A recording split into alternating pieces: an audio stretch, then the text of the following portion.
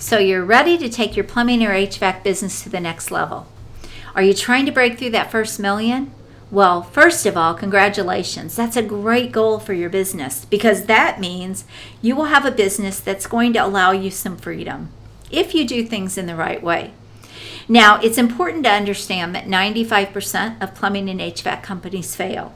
And they fail because there's this myth that you should be good at everything that is required to build a successful business, even though your specialty and your expertise is really in plumbing or in HVAC. You are probably a great plumber, a great technician, but I want you to understand that that is not what it's going to take to build a successful, thriving business. Unless you want a lot of sleepless nights, you want to lose a lot of money, you want to struggle and stay broke, unless you want those things. So the first step is realizing, hey, you're not an expert in everything it takes to build a great business. I wasn't 29 years ago when I first started building businesses. I was very much like you. I thought, oh, I'm really good at what I do. This is going to build a great business. And what I quickly found out is I really didn't have a business at all. I had a job. And then when I had to build a business, I had to really learn how to do that because there's marketing and there's sales and there's leadership and there's hiring. There's all the HR stuff and there's the tax stuff. There's the accounting. There's what else am I forgetting? The day-to-day operations, right? Systems and processes. Are you kidding me? It's overwhelming. So the first thing you have to realize is you've got to take off the employee hat and you've got to put on the CEO hat. So you are the CEO of your company. And the sooner you accept this role, the better off your company will be for it. We don't want you to be one of the 95% of plumbing or HVAC businesses that go away. The fact that you're here tells me you are very different. So let's talk about how to get to that first $1 million, what it actually takes. So first you have to fire yourself from your truck, from your van. You have to get out of that. Last time I checked, I didn't see a CEO doing business from a van or a truck, right? They don't ride around in their truck and their van every day trying to grow a company. You can't do that either, all right? So once you fire yourself and you become the CEO, this means you now become the leader. And everything that happens in your company, good and bad, guess what? It's all on you. The buck stops with you. Now, this can be bad news if things start to go south, but it can be great news if you get help or mentorship and you really learn what to do to build an incredible business. And then maybe someday you'll want to coach or consult other people because you've had amazing success. I want you to realize that with every new level in business, it requires new skills. It requires new knowledge. You know, I'm not a billionaire and I haven't built billion-dollar businesses. And so if I were going to teach people how to build billion-dollar businesses, I would have to learn some new things. I'm just going to be completely honest with you. Okay, because I'm a small business consultant. I'm a small business coach. I work with businesses typically $10 million and under. So 20 or 30 isn't going to change much, but getting to $1 billion, that's a whole different game. So what you have to understand is that with every level in business, there are new skills and there's new knowledge to know. And so it's okay that you don't know everything right now, but I really want to encourage you that this is the time to get help because it will make your life easier and it will make it a lot more profitable. Okay? So the second thing you have to understand is how to get leads to your business. Now, one of the common mistakes that small business owners make in their marketing is they start their marketing out by probably going out and networking. Have you done that? Maybe you hit some BNIs and you went out, you go out and you network and you build relationships and you get referrals. Well, referrals are great and we don't ever want to quit getting referrals, but here's the problem. They will only take your company so far and they're not dependable. And you can't predict them, okay? So you don't want to put the growth of your company in other people's hands. Really important to understand. So you need to know how to get leads consistently coming into your business predictably coming into your business, and you want total control over your marketing systems. So you want to own your own marketing system. So you need a marketing system that can feed your business. Now, you need to own it. The one mistake I see, especially in your industry, is people depending on Angie's List or Home Advisor and networking to be their marketing system, okay? And none of those things are anything that you own or that you really have control over. But when you own your own website, when you have a marketing strategy that works and gives you a steady flow of leads, you can now ramp it up to make it work more, or you can dial it back when you get too much business. And this is a marketing system. A marketing system is something that's predictable and you have complete control over. So I want you to realize that you need to learn how to market to a degree. There are some marketing fundamentals you should know so that, number one, you're not taken advantage of in the marketplace by people who don't know how to market. And the next thing is you have a system and you own your own system. So really, really important from a marketing standpoint, okay?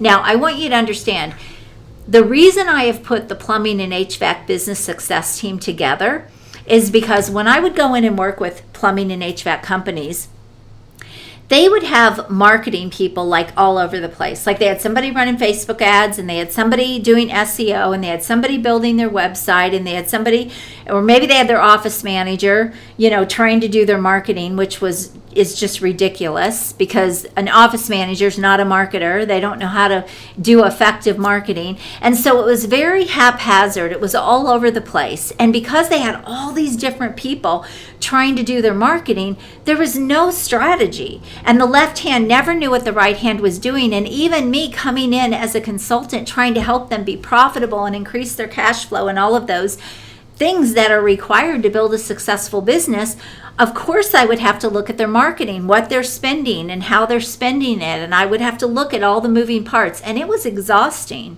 And it was terrible. In most cases, it was terrible. When I tried to pull everything together, I could always save them money, but it was kind of a nightmare to try to manage it all and even navigate it all. So one of the things that I decided to do when I put this company together is I am going to have anything and everything for my people, for the people that come to us to work with us. I'm going to have everything they need for marketing. We're going to be a one-stop shop for marketing. I do not want to have to work with hundreds of different people in all these different businesses to try to market your business and help you be successful in your marketing. So marketing should print money when it's done right. And because you've got all these different people doing all these different things in marketing, it doesn't happen that way. So that is one of the reasons why I brought in my own marketing team so that we could provide everything and keep complete tabs and on everything going on that in the marketing that we're providing for our clients. All right. So you've got to own your own system. You've got to have a way to generate leads consistently, and a system means you can dial it back or you can ramp it up, do whatever you need to do. All right. It also means you can make any shifts if you have to. The third area in building $1 million business is you've got to get your prices right. Most HVAC and plumbing companies are not priced right. The way they are pricing is keeping them broke. Their gross profits are too low. Their net profits are too low. And so you've got to it all starts with your prices, okay? You've got to get your prices right. When you get your prices right, you're setting your business up for more success. And that brings me to step number 4, which is profits. If you do not understand the financial side of business, this is an area, not only can we really help you, but this is an area you've got to get good at. And you may say, I don't really want to, I'm not good in math and I don't really want to know how to do that. Well, here's the deal. Either learn it or get out of business, because that will be the direction you're heading. And I want you to know that your CPA is not your advisor for business growth.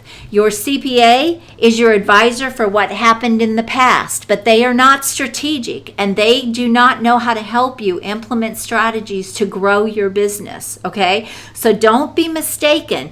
A business consultant is someone who understands not only where you are, but how to take you into the growth of your company.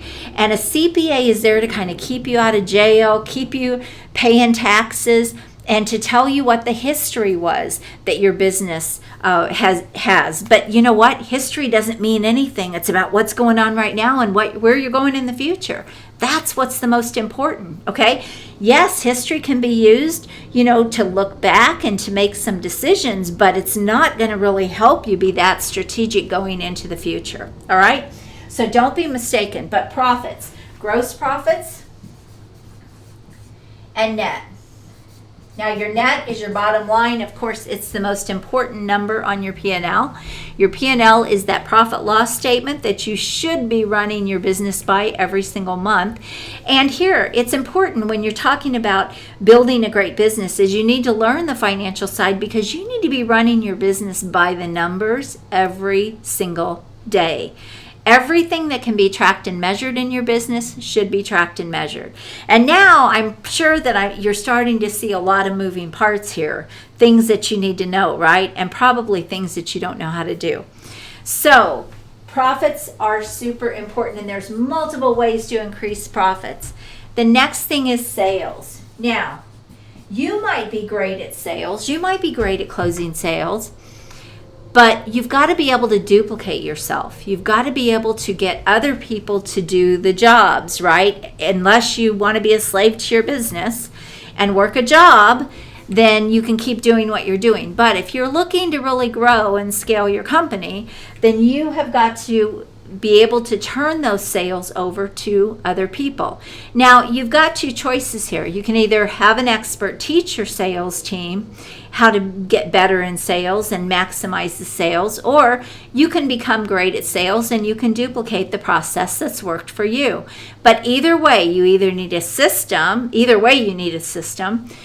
or you need someone to train and teach your team, okay? So sales is something that the more sales you can close, the less marketing dollars you will spend, and the less time, effort, and energy you will put into trying to grow your business. So sales is an area where people often fall short. They either miss out on sales because they don't have a good sales system and they don't close a lot of sales.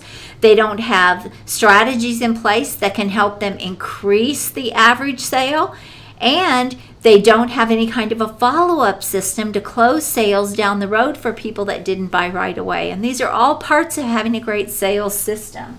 So you need a great sales system. All right? Number 6. Let me erase some of these things. I hope you're taking some notes. Number 6 is your team. Let's talk about your team. Look, hiring is one of the most costly things in a business, in any business. Payroll is one of the most costly things in a business. So when you have a revolving door because you don't have things dialed in your company and you're not a great company to work for, or you're not a company that people feel like it's very secure, you're going to have a revolving door, okay? And that is going to cost your business in a big, big way. Now, a lot of times I hear plumbing and HVAC companies say, oh, I can't find good people. I can't find good people. Here's the thing. You can't ever stop recruiting. If you stop recruiting, then you are trying to find people when you're desperate. And that is the worst place to be. When you're not desperate and you're consistently taking applications and you're consistently interviewing people, even if you don't have a need for them right then and there, you want to have a stockpile of people that you can call on when you have an opening. And this means you can throw away the applications that aren't any good and you can hang on to the ones that are. And then if you have an opening or you expand your company and you need to make a hiring decision, you've already got a pool of people that you can go back to. One of the biggest mistakes that small businesses make, not just plumbing and HVAC, but any small business, is they start looking for somebody when they're in dire need of somebody, and this leads to poor decisions, okay? And it leads to hiring the wrong people because you're desperate. Or let's say you have someone leave, a great plumber or a great technician leaves your company, and all of a sudden you're scrambling because you don't want to turn business away. Well, if you've already got a stack of applications there and you've already got people that you would love to hire, guess what? Now you've got a better opportunity to fill that need in your business, okay? So you want to build a rock star team. You are only going to be as good as your worst person. Let me repeat this. A company is only as good as the worst person in the company.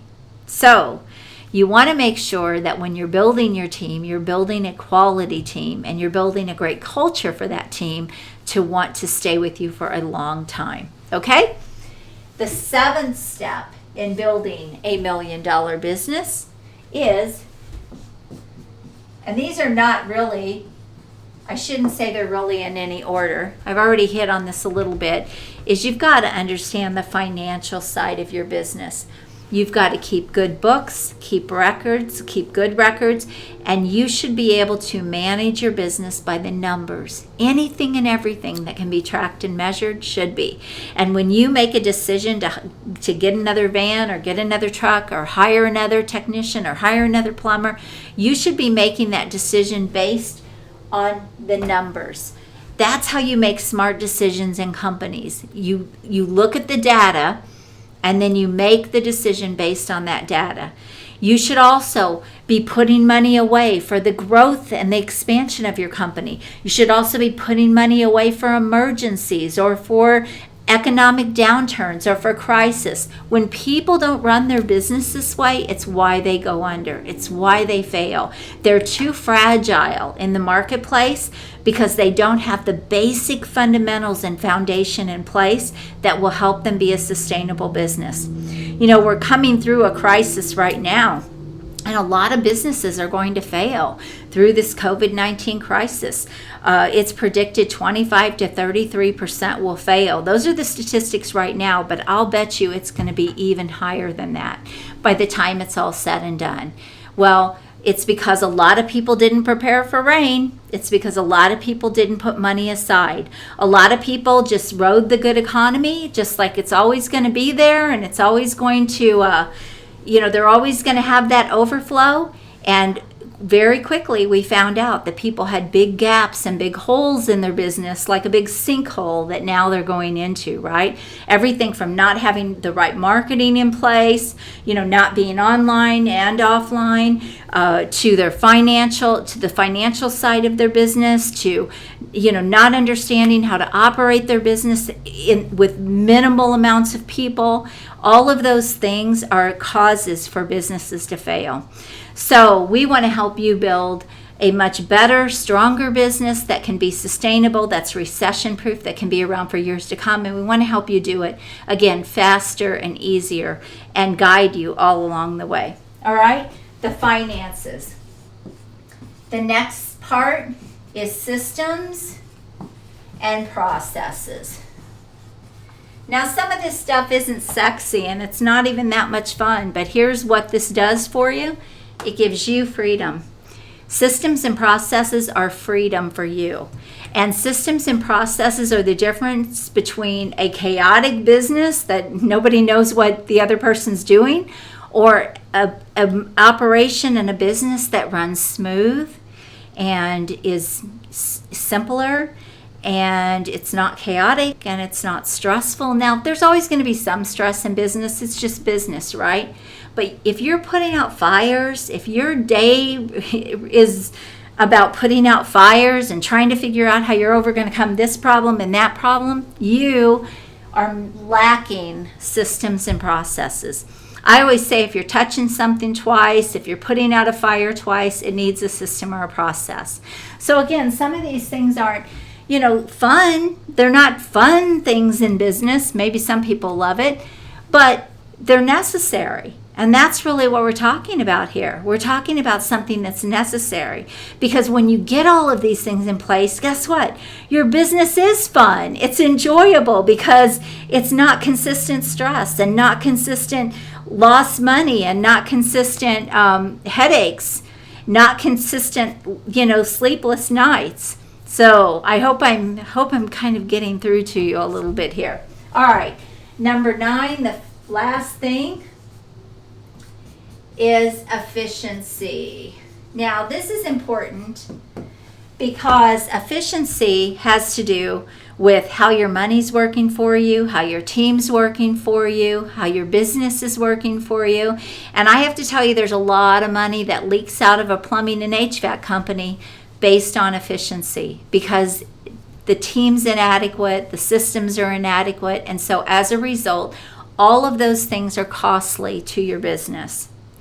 So I hope that I've opened up your mind and your eyes here in what it's going to take to get to $1 million and even beyond, because these are the things that have to be dialed in your company. And there's no room to not do one of them. They all have to be part of building a great business. When you think about if you were to build a house, you wouldn't go in and just dump off all the materials and start hammering together wood and nails and just hope that you got something. You would have a game plan, and you would build that house on a strong foundation that would stand the test of time, right? That would probably be there long after the house was gone. Well, a business is the same way. You've got to build your business on a strong foundation. And when you do that, as your business grows, as it goes up, it will be stronger, it will be more sustainable. Having the right things in place are absolutely critical to the success of your business. Not just to get to the first million, but even far beyond.